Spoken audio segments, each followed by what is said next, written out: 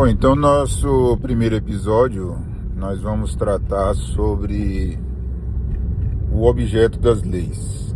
Qual é o objetivo das leis? Mas hoje nós vamos delimitar essa primeira reflexão à visão de Platão. Obviamente, em outros episódios futuros nós voltaremos a esse tema, abordando também a visão de outros pensadores. Mas começar por Platão, a meu ver, é fundamental, porque Sócrates, Platão e Aristóteles são a base, né? São aqueles que iniciaram o pensamento ocidental sobre as grandes questões. E uma das grandes questões que Platão tratou, dentre tantas outras, sobre a finalidade das leis, o objeto das leis, o que se pretende com as leis. É isso? E para a gente compreender esse propósito das leis em Platão, nós vamos ler aqui o livro 1, o livro 1 das leis. O nome do livro é As Leis. E aí ele é um livro que é dividido em livros, né? Livro 1, 2, 3. No livro 1, ele já deixa, depois ele vai desenvolvendo ao longo do livro, né? Mas no livro 1 já deixa bem claro, assim, qual é a visão dele e o propósito das leis de um Estado que se propõe a ser um Estado bom, né? Um Estado sólido, uma sociedade sólida e estável. E nesse caso, nessa obra, nesse início, o diálogo se inicia com os personagens ateniense, Clínias, Megilo, né? Eles estão ali discutindo sobre o objeto central das leis de Creta e de Lacedemônia, que são louvadas, né? Então, são experiências de êxito, né? As leis de Creta e Lacedemônia. E é justamente partindo dessa premissa de serem leis louváveis é que ele pretende então analisar as suas características. E Clínias e Megilo afirmam apressadamente, quando indagados, que o propósito principal de suas leis é a guerra.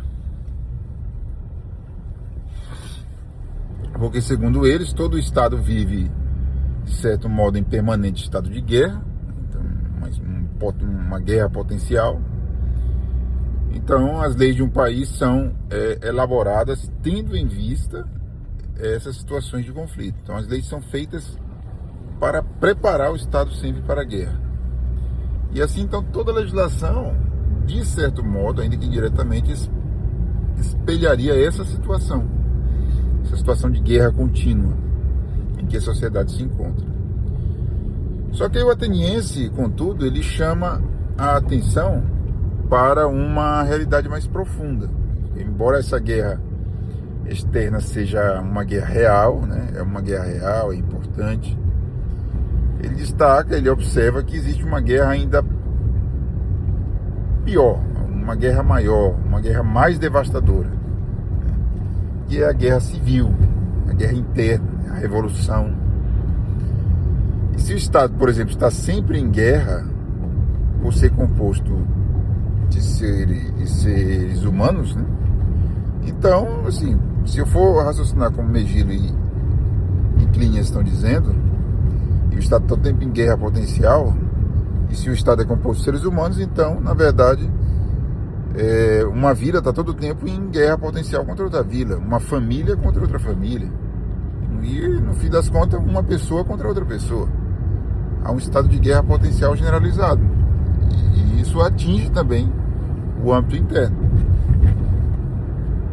E aí, então, ele estabelece um critério de prioridade. Por exemplo, o que é mais meritório, o que é mais louvável? Vencer essa guerra externa, vencer uma guerra externa, ou vencer primeiro essa guerra interna.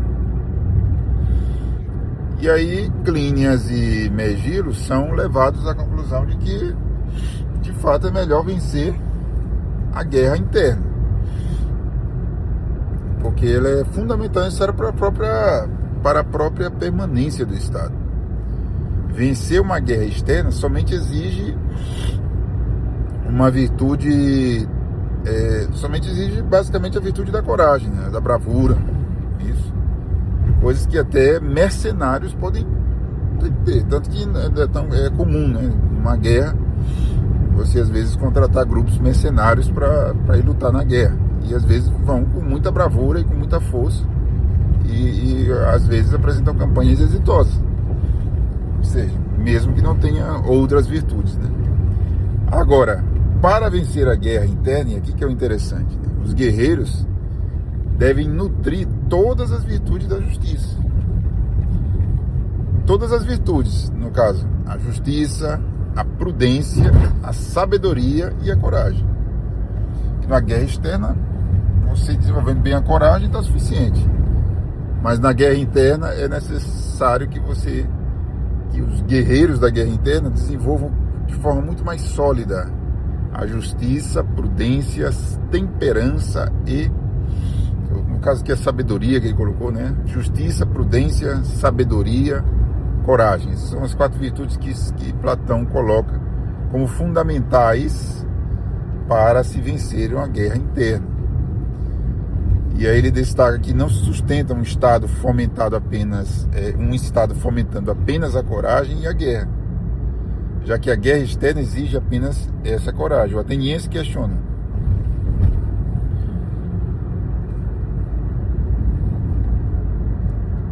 uma legislação, veja que é interessante, uma legislação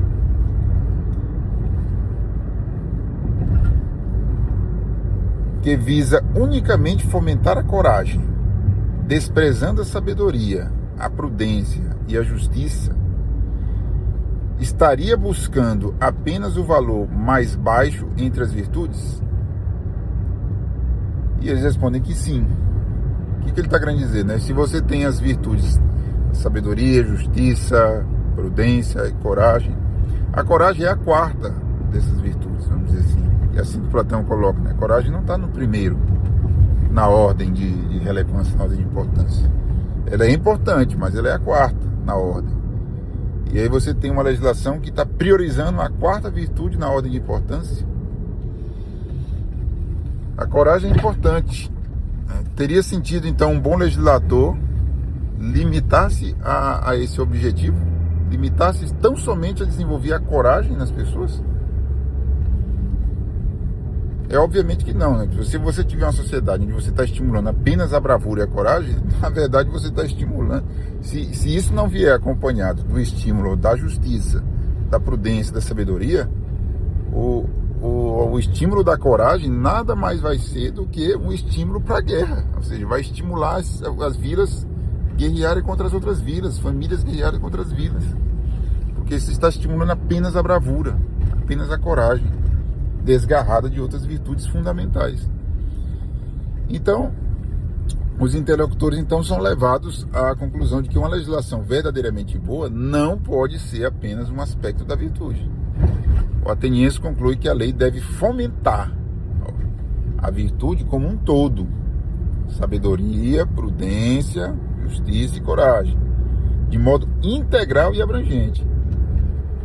Mesmo as leis que tratam de questões particulares devem ter como pano de fundo o fomento dessas virtudes, né? Então, mesmo que haja legislação, por exemplo, para tratar sobre questões comezinhas da sociedade, do comércio, de propriedades, disso ou daquilo, no fundo dessa legislação deve estar o fomento das virtudes da coragem, da sabedoria, justiça e prudência. O legislador deve visar, em primeiro lugar, aos bens divinos, que no caso são as virtudes. Esse é o primeiro ponto, é o primeiro objetivo de uma lei, de um Estado que se diz boa, né? Como consequência natural, isso gerará bons homens, né? Seres humanos bons, seres humanos virtuosos, aptos a serem cidadãos bons para viverem naquela sociedade, naquele estado. Assim, o legislador atua como um orientador. O legislador deve ser uma espécie de orientador, reprimindo certos comportamentos e promovendo outros nas relações entre os homens, nos casamentos, nos negócios, em toda a esfera da vida social, sempre com base nesses fundamentos de virtude. E esse é então o objetivo fundamental das leis de um Estado que se pretende bom: fomentar as virtudes humanas, mas não somente a virtude da coragem e da bravura, mas as virtudes como um todo. Fomentar a virtude da sabedoria, virtude da prudência, da justiça e também da coragem. Fomentar a coragem desgarrado das outras virtudes seria um golpe interno no seu próprio Estado, porque vai estimular o próprio conflito interno entre as pessoas, os cidadãos que compõem a sociedade, o Estado, aquela nação.